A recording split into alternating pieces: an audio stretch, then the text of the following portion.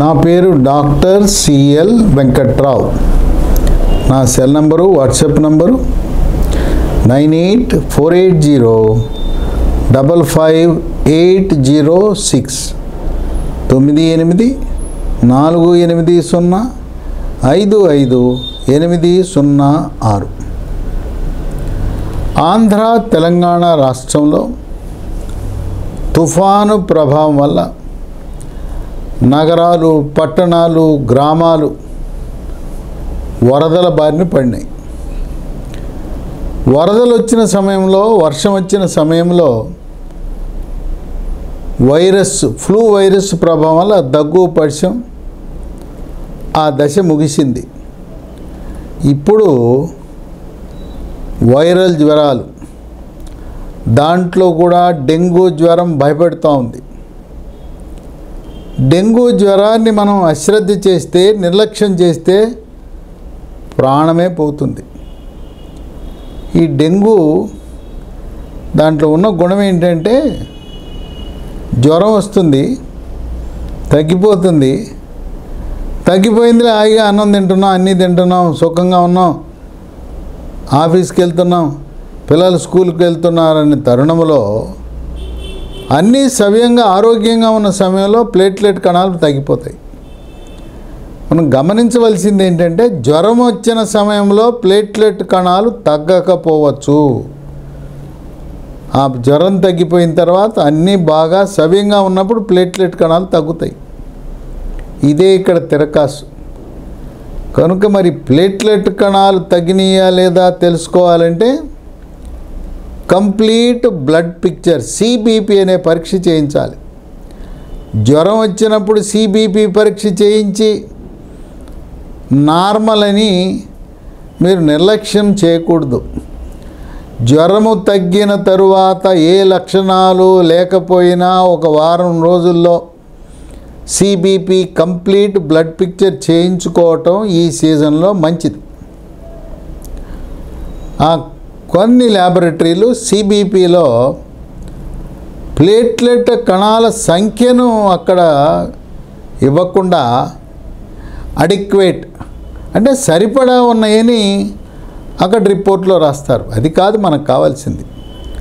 Platelet కణాలు సాధారణంగా 2 లక్షల నుంచి 4 లక్షల వరకు ఉంటాయి. ఈ ప్లేట్లెట్ కణాల సంఖ్య ఎంత ఉన్నదో ఖచ్చితంగా సిబిపి కంప్లీట్ బ్లడ్ పిక్చర్ పరీక్షలో ఇచ్చే ల్యాబొరేటరీకి మాత్రమే వెళ్ళండి. అడిక్వేటు, సఫిషియంటు, అంతా సవ్యంగానే ఉన్నాయి, ప్లేట్లెట్ సరిపడా ఉన్నాయి అనేది సరిపోదు. ఈ డెంగ్యూ జ్వరం అనేది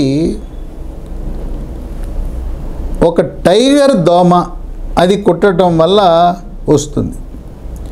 ఈ టైగర్ దోమ ఎందుకన్నారంటే సైజు పెద్దదిగా ఉంటుంది. ఆ దోమ మీద తెల్లటి మచ్చలు కూడా ఉంటాయి. విశేషం ఏంటంటే ఈ టైగర్ దోమ పగలపూట కుడుతుంది, రాత్రిపూట నిద్రపోతుంది. ఇంకో విశేషం ఏంటంటే దోమలు అనగానే మురికి గుంటల్లో ఉంటుంది, మురికి కాలువలో ఉంటుంది, మురుగులో ఉంటుంది అనుకుంటారేమో. ఇది చాలా క్లాసు దోమ. ఈ టైగర్ దోమ మురికి నీళ్ళల్లో కాదు ఉండేది, శుభ్రమైన నీళ్ళలో, మంచినీళ్ళలో, వర్షపు నీళ్ళలో పెరుగుతుంది. గ్రామాల్లో, పట్టణాల్లో మన ఇంటి చుట్టూ అనేకమైన పనికిరాని వస్తువులు ఉంటాయి. పాత టైర్లు, పాత బాటిల్సు, పగిలిపోయిన బకెట్లు, కొబ్బరి బొండం మనం నీళ్లు తాగేసి బయటేసేస్తాం. ఆ కొబ్బరి బొండంలో నీళ్లు చేరి ఆ నీళ్ళల్లో ఈ టైగర్ దోమ పెరుగుతుంది. ఇక గ్రామ ప్రాంతాల్లో మన ఇంట్లో చెట్టు ఉంటే ఆ చెట్టు తొర్రలో నీళ్లు ఉంటాయి, ఆ నీళ్ళల్లో కూడా పెరుగుతుంది. మన ఇంట్లో కూడా తొట్టి కానీ, డ్రమ్ము కానీ, బకెట్ కానీ వారంలో ఒకరోజు పూర్తిగా నీళ్లు లేకుండా ఉంచాలి. రోజు 7 రోజులు, వారంలో 7 రోజులు నీళ్లు ఉంటే దాంట్లో దోమలు పెరుగుతాయి, గుడ్లు పెడతాయి. ఈ టైగర్ దోమ దీని అలవాటు ఏంటో కాళ్ళ మీద కొడుతుంటుంది. మనము బస్సులోనో కారులోనో రైల్లో ప్రయాణించేటప్పుడు ఈ దోమల కాళ్ళ మీద కుడుతుంటాయి. పగలపూట కుట్టే దోమ ఈ టైగర్ దోమ. ఇక పిల్లలు స్కూల్కి వెళ్ళినప్పుడు ఆ స్కూల్ బెంచ్ మీద కూర్చొని చదువుకున్నప్పుడు కాళ్ళ మీద దోమలు కుడుతుంటాయి. ఈ కాళ్ళ మీద దోమలు కుట్టకుండా మనం ఏం చేయాలంటే సాక్స్ వేసుకోవాలి. సాక్స్ వేసుకుంటే కుట్టదు.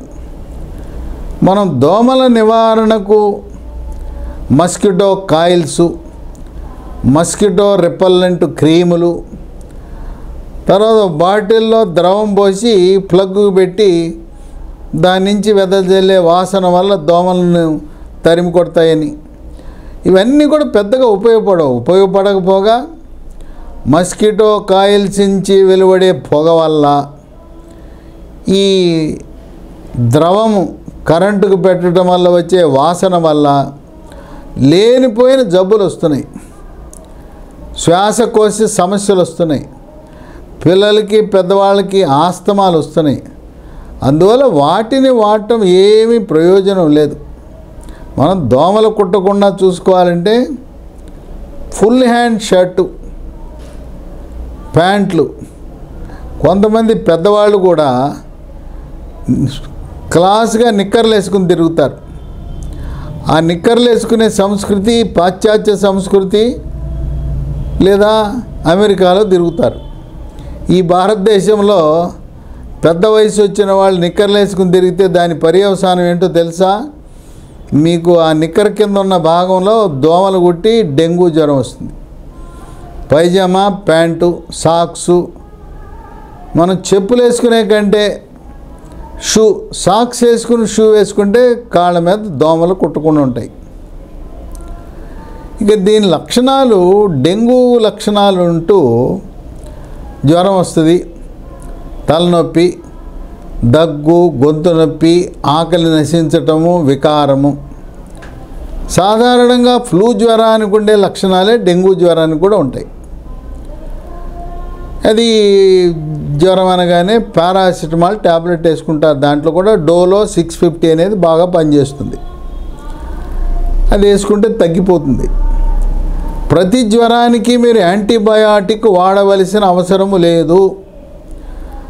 దగ్గు వచ్చింది అనుకోండి, దగ్గితే తెల్లటి కళ్ళి గళ్ళ స్ఫుటం ఉంటే దానికి యాంటీబయాటిక్ అవసరంలా. ఆ స్ఫుటము, గళ్ళ, కళ్ళి ఆకుపచ్చ రంగు కానీ పసుపు రంగు కానీ ఉంటే మాత్రమే యాంటీబయాటిక్ వాడాలి. యాంటీబయాటిక్ కూడా ఈ శ్వాసకోశ సమస్యల్లో ఇన్ఫెక్షన్ ఉన్నప్పుడు doxy DOXYSL 100 mg Reddy lab కంపెనీది ఉదయం 1, రాత్రి 1 టిఫిన్ తర్వాత, రాత్రి భోజనం తర్వాత వరుసగా 5 రోజులు వేసుకుంటే ఊపిరితిత్తులో ఉండే చీము కణాలను, బ్యాక్టీరియాని, సూక్ష్మక్రిముల్ని నియంత్రిస్తుంది. జ్వరం వచ్చింది, తగ్గిపోతుంది. పారాసిటమాల్, డోలో 650తో నియంత్రణ జరిగింది. యథావిధిగా పిల్లలు స్కూల్కి వెళ్తారు, పెద్దవాళ్ళు అయితే ఆఫీస్కి వెళ్తుంటారు, మహిళలు అయితే ఇంటి పని చేసుకుంటూ ఉన్న తరుణంలో గమనించండి, తగ్గిపోయింది జ్వరం, బాగున్నారు, 6 రోజులు అంతా సవ్యంగా జరుగుతున్న సమయంలో ఒంటి మీద ఎర్రటి చుక్కలు, దద్దుర్లు అవి మొదలవుతాయి.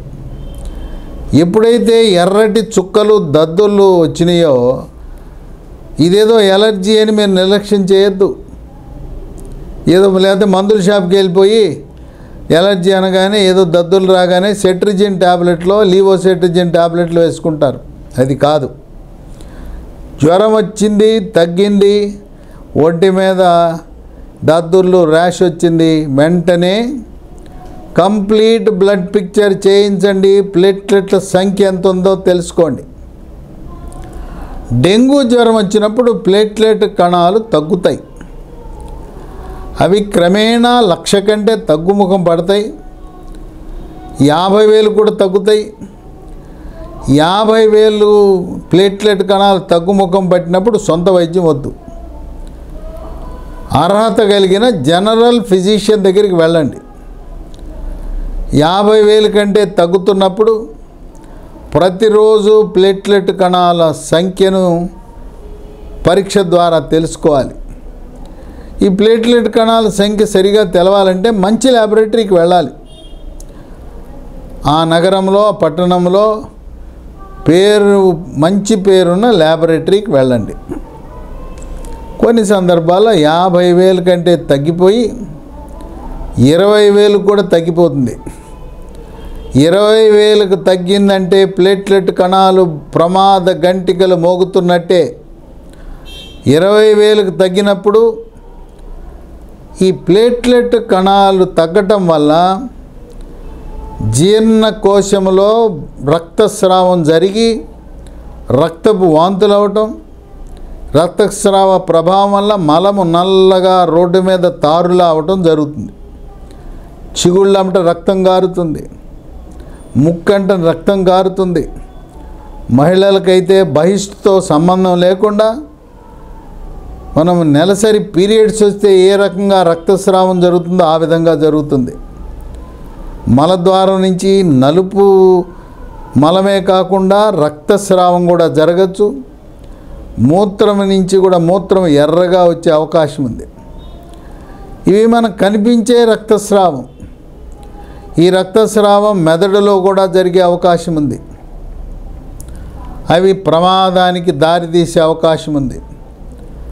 ప్లేట్లెట్లు 50,000కు తగ్గగానే ప్లేట్లెట్లు ఎక్కించడానికి తగు ఏర్పాట్లు చేసుకోవాలి. అన్ని సదుపాయాలు బ్లడ్ బ్యాంకు రక్త నిధి ఉన్న హాస్పిటల్లో చేర్చండి. 20,000కు తగ్గగానే ప్లేట్లెట్లు ఎక్కించవలసిన అవసరం ఉంటుంది. సాధారణంగా ప్లేట్లెట్ రిచ్ ప్లాస్మా అని ఎక్కిస్తారు. దానికంటే నాణ్యమైనది సింగిల్ డోనార్ ప్లాస్మా అంటారు, SDP. ఇదేంటంటే ఒక దాత నుంచి కేవలం ప్లేట్లెట్ మాత్రమే సేకరించి ఎర్ర కణాలు, తెల్ల కణాలు, ప్లాస్మా మళ్ళీ దాత శరీరంలోకి వెనక్కి పంపిస్తారు. సింగిల్ డోనార్ ప్లేట్లెట్ వాడకం అనేది ఆధునిక ప్రక్రియ. ఇది కొంచెం ఖరీదుతో కూడుకున్న వైద్యం. ప్లేట్లెట్ రిచ్ ప్లాస్మా అయితే 1000 రూపాయలు అయితే సింగిల్ డోనార్ ప్లేట్లెట్ 8 నుంచి 10,000 కూడా ఉండే అవకాశం ఉంది. ఏదైనా ప్రాణం కాపాడుకోవటానికి ఆధునిక వైద్య విధానం సింగిల్ డోనార్ ప్లేట్లెట్స్ వినియోగించాలి. 1-2 ప్యాకెట్లు ఎక్కించిన తర్వాత 20,000కు పడిపోతే పొద్దున ఒకసారి, సాయంత్రం ఒకసారి, 2 సార్లు ప్లేట్లెట్ పరీక్ష చేయించాలి. CBP పరీక్ష చేయించాలి. యాంటీబయాటిక్ ఏం పనికిరావు. ప్లేట్లెట్ కణాలు పెంచడానికంటూ మందులేమి లేవు. కానీ మనకు హెర్బల్ వైద్యం, ప్రకృతి ప్రసాదించిన బొప్పాయి ఆకు నుంచి తయారు చేసిన గొట్టాలు ఎంతగానో ఉపయోగపడుతున్నాయి. ప్లేట్లెట్ కణాలు ఉండవలసిన దానికంటే తగ్గగానే బొప్పాయి ఆకు నుంచి తయారు చేసిన గొట్టాలు, దాని పేరు క్యారీపిల్,